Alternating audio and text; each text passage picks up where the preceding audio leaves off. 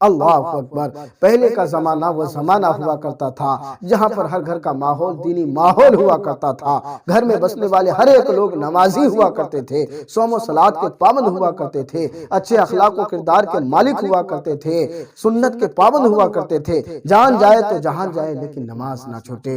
यही वजह थी कि उस घर में पैदा होने वाले बच्चे भी नेकोकार हुआ करते थे, आशिक रसूल पैदा होते थे और बचपन से ही उनकी तालीम और तरबियत ऐसी हुआ करती थी कि वो आशिक रसूल और आशिक औलिया अल्लाह हुआ करते थे। यही वजह थी कि माँ बाप से भी आमाल में बच्चे उनके बढ़ जाया करते। लेकिन आज का दौर सोशल मीडिया का दौर हो चुका है, टेक्नोलॉजी का दौर हो चुका है और हमारा घर का माहौल सुन्नत के मुताबिक होना चाहिए, तो आज हमारा घर का माहौल गैर सुन्नत के मुताबिक हो चुका है। हम सुन्नतों को छोड़ दिए हैं, तरीक़े मुस्तफ़ा को छोड़ दिए हैं, उसवा हसना को छोड़ दिए हैं, फराइज में वाजिबात में सुनन और नवाफिल में हम कमी करने लगे हैं। यही वजह है कि हमारा बच्चा बिगड़ते चला जा रहा है। यही वजह है कि हमारी नई नस्ल बिगड़ती चली जा रही है। यही वजह है कि हमारा बच्चा गलत आदत का शिकार हो गया है। यही वजह है कि हम उन्हें लाख समझाते हैं लेकिन वो सीधी राह पर नहीं आता है, बल्कि हमारी ही जान का दुश्मन बन बैठता है। मेरे दोस्तों, अगर आप अपने बच्चों में बेहतरी लाना चाहते हैं तो सबसे पहले हमें अपने आप में तब्दीली लाना होगा, अपने आप में बदलाव लाना होगा, अपने आप में चेंजिंग लाना होगा। जब हम चेंज नहीं होंगे, जब हम अपने आप में बदलाव नहीं लाएंगे तो फिर चाहेंगे कि मेरी औलाद भी सही हो जाए, मेरी औलाद भी नेकोकार हो जाए, तो नहीं हो सकता। पहले आपको बदलना जरूरी है। आप जैसा करेंगे आपकी औलाद वैसे ही करेगी। इसीलिए पहले हमें और आपको बदलने की जरूरत है। पहले का माहौल ऐसा हुआ करता था मेरे दोस्तों के जब माँ बाप नेक हुआ करते थे तो उनके बच्चे भी नेक हुआ करते थे और बसा औकात तो ऐसा होता था उनके बच्चे माँ बाप से भी ज्यादा नेकोकार और आमाल में उनसे ज्यादा बढ़ जाया करते थे।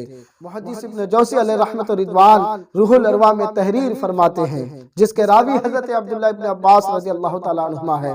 वह बयान फरमाते हैं कि दो छोटे छोटे भाई हैं, अभी कम सिनी का उम्र है। दोनों भाई आपस में बातें कर रहे हैं, कभी रो रहे हैं, कभी बातें कर रहे हैं, कभी रो रहे हैं, कभी बातें करते हैं। आखिर क्या बात थी मेरे दोस्तों कि वो दो छोटे छोटे भाई आपस में बात कर रहे हैं और रो रहे हैं। कोई बात लहू-लऐब की नहीं हो रही थी, कोई बात खेल कूद की नहीं हो रही थी, कोई बात खेल तमाशा की नहीं हो रही थी, किसी के लिए साजिश नहीं रच रहे थे। बात क्या हो रही थी? बात ये हो रही थी कि बड़ा भाई छोटे भाई से कहता है, मेरे भाई एक मर्तबा मैं खेत की तरफ गया था, रास्ते में मैंने क्या देखा कि गेहूं की बाली पड़ी हुई है, मैंने उसको उठा लिया, अनजाने में मैंने उसे किसी दूसरे के खेत में फेंक दिया।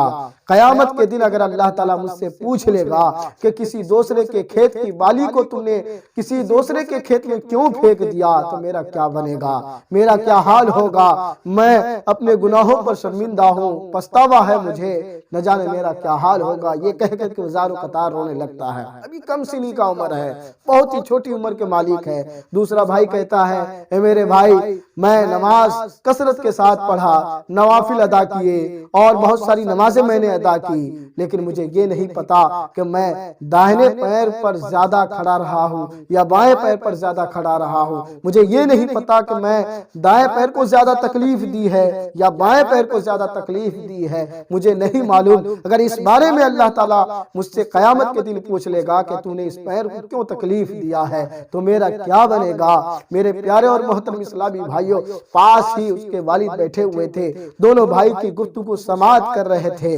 बाप ने जब बेटों की इस तरह की गुफ्तगू सुना, दिल बाग बाग हो गया और अल्लाह का शुक्र अदा करने लगा। इलाहुल आलमीन, मेरे बच्चों के दिल में तेरा डर है, खशियत इलाही इनमें पैदा है। इलाहुल आलमीन, मैं चाहता हूँ, इलाही परवरदिगार आलम, मैं चाहता हूँ कि आइंदा कोई गुनाह ना हो, इसलिए इलाहुल आलमीन इसे अभी मौत दे दे।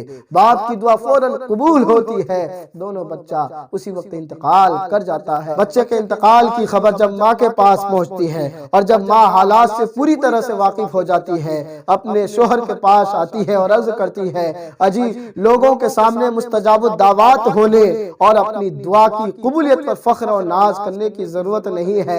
फिर बारगाह खुदाबंदी में हाथ उठा करके अर्ज करती है, इलाही परवरदिगार आलम, इलाही परवरदिगार आलम, जो मेरे और तेरे दरमियान राज है, उस राज के सदके, उस राज के तुफैल मेरे बच्चे को जिंदा वापस कर दे, मेरे बच्चे को जिंदा उसी तरह सही सलामत लौटा दे। रिवायत में आता है कि अभी उसकी दुआ खत्म भी नहीं होती है, दोबारा जाती हुई रूह वापस लौट आती है और बच्चा जिंदा हो जाता है। तो मेरे प्यारे और मोहतरम इस्लामी भाइयों, देखा आपने कि वो घराना कैसा घराना था, कैसा मुकद्दस और पाकीज़ा घराना था। उस घर में पलने वाले बच्चे कितने मोअज़्ज़ज़ थे कि छोटे छोटे गुनाहों पर भी वो शर्मिंदा थे। अभी से उनके अंदर इतनी खशियत इलाही थी कि छोटे छोटे गुनाहों पर भी अल्लाह की बारगाह में नादिम व शर्मिंदा थे, अपने गुनाहों पर उन्हें पछतावा था। और उनके माँ बाप भी कैसे थे कि फौरन दुआ करते हैं तो उनकी दुआ कबूल हो जाती है, दुआ करते हैं तो बच्चा इंतकाल हो जाता है, और जब माँ दुआ करती है तो बच्चा जिंदा हो जाता है। मेरे दोस्तों, अगर आप चाहते हैं कि हमारे बच्चे भी सही हो जाए, हमारे बच्चे भी सौम सलात के पाबंद हो जाए, हमारे बच्चे भी नेकोकार हो जाए, हमारे बच्चे भी आशिक रसूल हो जाए, इससे पहले कि वो आशिक रसूल उनको बनाए, इससे पहले कि उन्हें सौम सलात का पाबंद बनाए, इससे पहले कि उसे अच्छी तालीम और तरबियत से उसको आरास्ता परास्ता करे, उससे पहले हमको बदलने की जरूरत है। हमें बदलने की जरूरत है, हमें अपने अखलाक और किरदार में तब्दीली लाने की जरूरत है, हमें सौम सलात के पाबंद बनने की जरूरत है, हमें सुन्नत रसूल को अपनाने की जरूरत है। जब हमारा दिल और हमारा कल्ब पाक हो जाएगा, जब हम सौम सलात के पाबंद हो जाएंगे, जब हम नमाज के पाबंद हो जाएंगे, जब हम सही तौर से शरीयत के मुताबिक जिंदगी गुजारेंगे, तो हमारा बच्चा भी उस पर अमल करेगा और वो भी नेको और परहेजगार हो जाएगा।